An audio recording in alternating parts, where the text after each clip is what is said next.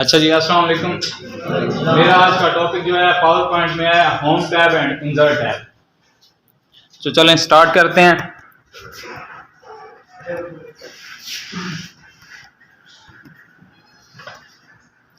ये आ गया जी क्लिपबोर्ड। इसके अंदर पहले ऑप्शन होता है कट कॉपी पेस्ट का। तो ये इस तरह से अभी कोई भी डेटा है आपको कट करने का तरीका ये होता है कि किसी भी एक पेज पे है डेटा है तो उसे आप कट करेंगे एक जगह से और दूसरे पेज पे जाके पेस्ट कर देंगे। तो कॉपी भी इसी तरह है, कट के अंदर जो जहाँ से आप कट करेंगे वहाँ से डेटा खत्म हो जाएगा, और कॉपी के अंदर ये होता है कि इन दोनों का यही डिफरेंस है कि कॉपी करोगे तो पहली वाली जगह पे भी डेटा मौजूद रहेगा। फॉर्मेट पेंटर होता है, ये होता है कि अगर किसी भी आपने पहली हेडिंग जो दी हुई है उसी तरह की आप चाहते हैं कि दूसरी कोई और हेडिंग भी आप उसी तरह लगाना चाह रहे हैं तो उसी पे फॉर्मेट पेंटर पे जाएंगे तो क्लिक करेंगे उसको और उसको कॉपी करके दूसरे वर्ड पे जहाँ दूसरी हेडिंग बनाना चाह रहे हैं उसके ऊपर जाके इसको क्लिक करेंगे तो ये वो भी उसके ऊपर जो चीज़ें आपने अप्लाई की होंगी वैसे ही हो जाएगा। और आगे आ जी लेआउट। तो लेआउट के अंदर इस तरह का एक बॉक्स ओपन होता है, इसके अंदर से आप कोई भी लेआउट आप सेलेक्ट करना चाहें तो सेलेक्ट कर सकते हैं अपनी पसंद से जो आपको पसंद हो।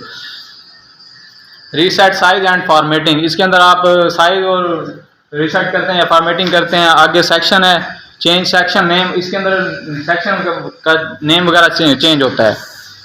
और आगे आ गया जी ये फॉन्ट स्टाइल्स हैं, ये आप अपनी मर्जी का फॉन्ट स्टाइल चेंज करना चाहते हैं टेक्स्ट पे वो कर सकते हैं।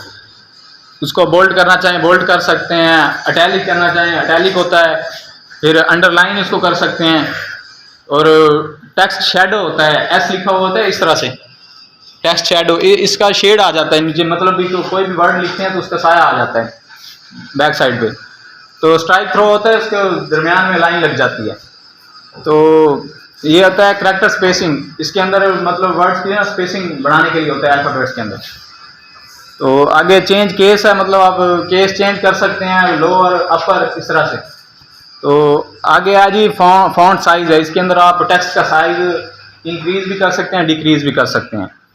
तो ये इस तरह से ये ऑप्शन इधर से भी दिया हुआ है कि अगर आप स्टेप बाय स्टेप करना चाहते हैं तो ये होता है। आगे आ जी हाईलाइट, टेक्स्ट को हाईलाइट करने के लिए मतलब उसके ऊपर ना कलर शेड आ जाता है टेक्स्ट के ऊपर, लाइन के ऊपर जो आप वर्ड या लाइन को उसको हाईलाइट करते हैं। तो आगे आ जी फॉन्ट कलर, इसके अंदर जो टेक्स्ट आपने लिखा हुआ है उसके कलर चेंज कर सकते हैं आप अपनी पसंद से जो सिलेक्ट करना चाहें। आगे बुलेट्स हैं, ये मतलब जूसें वगैरह बनानी हो तो उसको जूस बनाने के लिए बुलेट्स वगैरह अप्लाई होते हैं।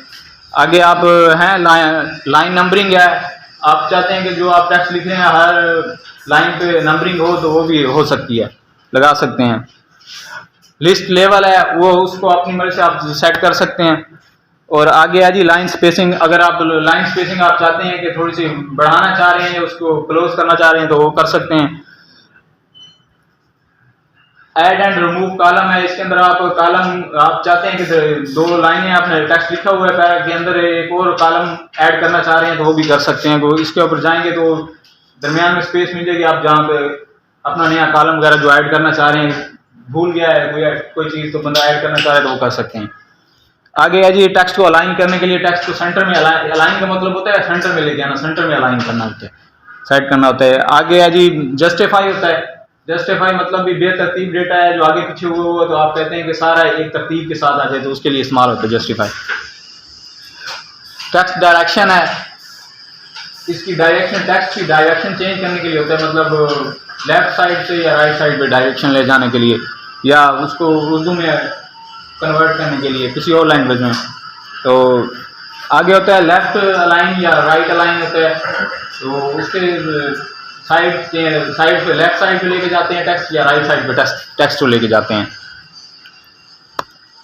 तो इसके साथ ये साइड पे भी ऑप्शंस दिए हुए हैं टेक्स्ट डायरेक्शन का, मैं बता चुका हूँ। टेक्स्ट डायरेक्शन चेंज करने के लिए होता है अलाइन टेक्स्ट को अलाइन करने के लिए, सेंटर में लाने के लिए। और आगे होता है कन्वर्ट टू स्मार्ट आर्ट, ये मैं आगे आपको बताता हूँ।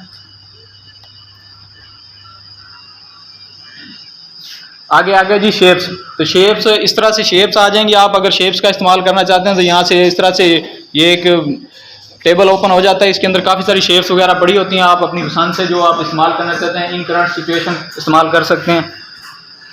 अरेंज का ऑप्शन आता है, इसके अंदर होता है कि आप कोई चीज़ को back forward, bring to front या सेंड टू बैक, इस तरह से मतलब भी आप फाइल चाह रहे हैं कि ये जो फ्रंट पे ओपन है फाइल उसको पीछे कर दें, या पीछे वाली फाइल को आगे लाने के लिए, फ्रंट पे लाने के लिए इस्तेमाल होता है। तो इस तरह से टेबल भी होता है, आ जाता है, आप अपनी मर्जी से जो करना चाहते हैं कर सकते हैं यहाँ से। तो क्विक स्टाइल्स हैं, तो ये स्टाइल वगैरह अप्लाई करने के लिए होता है कि टेक्स्ट के कोई स्टाइल वगैरह, कलर वगैरह चेंज करना चाहते हैं तो इससे होता है। इस तरह से टेबल ओपन हो जाता है, इसके अंदर आप अपनी मर्जी से जो सिलेक्ट करना चाहें कर सकते हैं।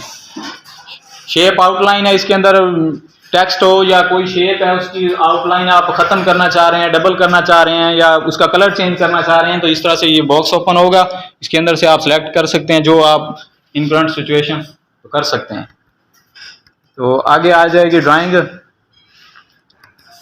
इसके अंदर भी शेप फिल है। पहले शेप्स को कैसे फिल करना है, कोई भी तस्वीर वगैरह जो उसको फिल करने के लिए है तो उसके कलर्स वगैरह चेंज करने हैं तो वो यहाँ से होंगे। शेप आउटलाइन है, फिर इसी तरह आउटलाइन लगाने के लिए या डबल करने के लिए शेप इफेक्ट्स हैं। शेप इफेक्ट्स के अंदर है मतलब उसकी इफेक्ट्स आना शुरू हो जाते हैं, मतलब इस तरह से जैसे ये बने हुए हैं, रिफ्लेक्शन देता है, शेडो होता है, तो ग्लो, इस तरह से 3D रोटेशन होता है।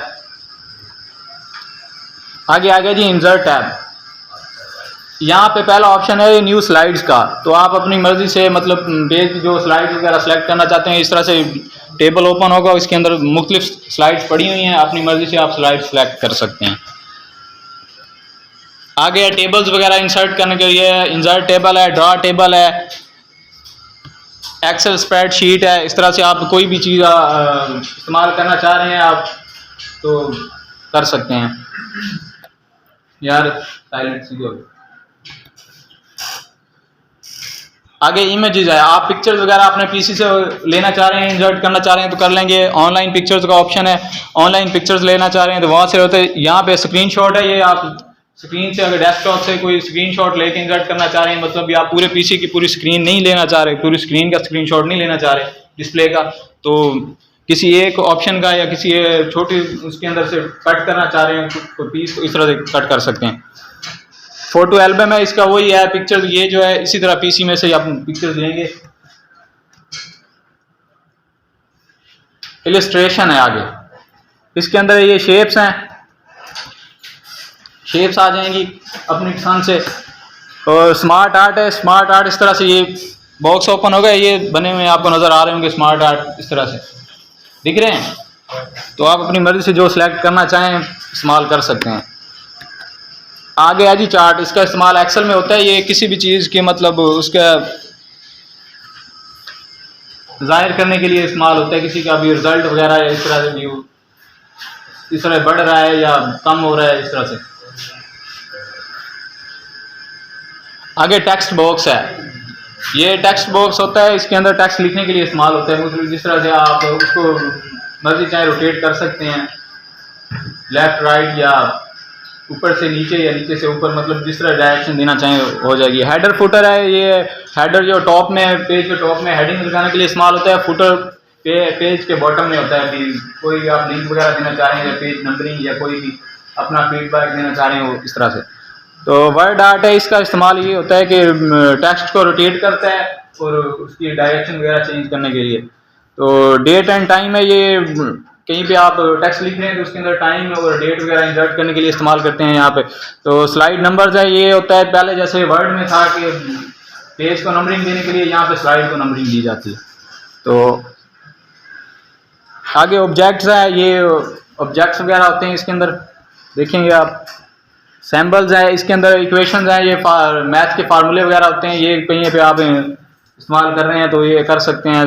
आगे सैम्बल्स भी हैं इसके साथ, इसकी मुख्तलिफ तरह के सैम्बल्स वगैरह दिए हुए होते हैं, लोगो बने हुए होते हैं, वो इंसर्ट कर सकते हैं।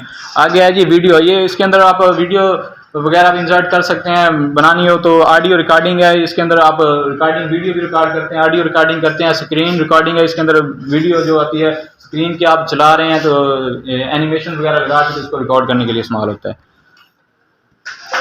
Okay ji, thank you.